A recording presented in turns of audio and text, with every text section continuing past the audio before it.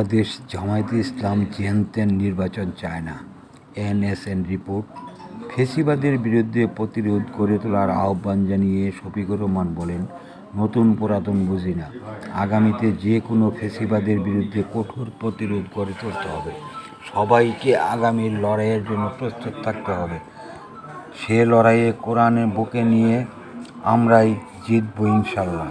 বাংলাদেশের রাজনীতির আকাশে কালো মেঘের আনাগোনা চলছে বলে মন্তব্য করেছেন জামায়াতে ইসলামের আমির ডাক্তার শফিকুর রহমান।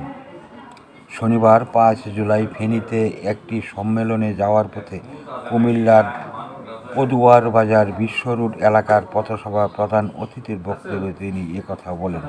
তিনি বলেন, মেঘ যতই ঘন হোক, সূর্যকে আটকে রাখতে পারবে না। আগামীতে বাংলাদেশে মুক্তির সূর্য উঠবে ইনশাআল্লাহ।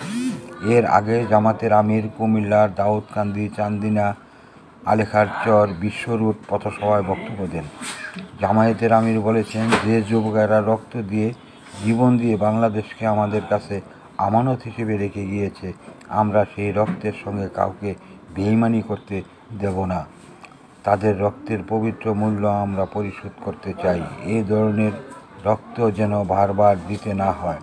আগামী নির্বাচন সুষ্ঠু হওয়ার উপর সেটা নির্ভর করবে। আমরা যেনতেন কোনো নির্বাচন চাই না।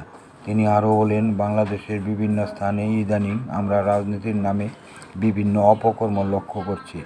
আমরা সংশ্লিষ্ট দলগুলোকে বলছি, সাবধান হন, নিজেদের সামলান, নইলে জনগণই আপনাদের সামলিয়ে দেবে। এ সময় অন্যদের মাঝে বক্তব্য রাখেন জামায়াতের কেন্দ্রীয় সহকারী secretary general ATM Mohammad Masum, Comilla দক্ষিণ জেলা জামায়াতের আমির অ্যাডভোকেট মোহাম্মদ শাহজাহান, কুমিল্লা মহানগর জামায়াতের নায়েবে আমির মুসলেউদ্দিন আহমেদ, কুমিল্লা ৮ ভরুয়া আসনের জামায়াতের মনোনীত প্রার্থী মোহাম্মদ শফিকুল আলম হেলাল, কুমিল্লা মহানগর জামায়াতের সহকারী সেক্রেটারি কামরুজ্জামান সোহেল প্রমুখ। News of 69।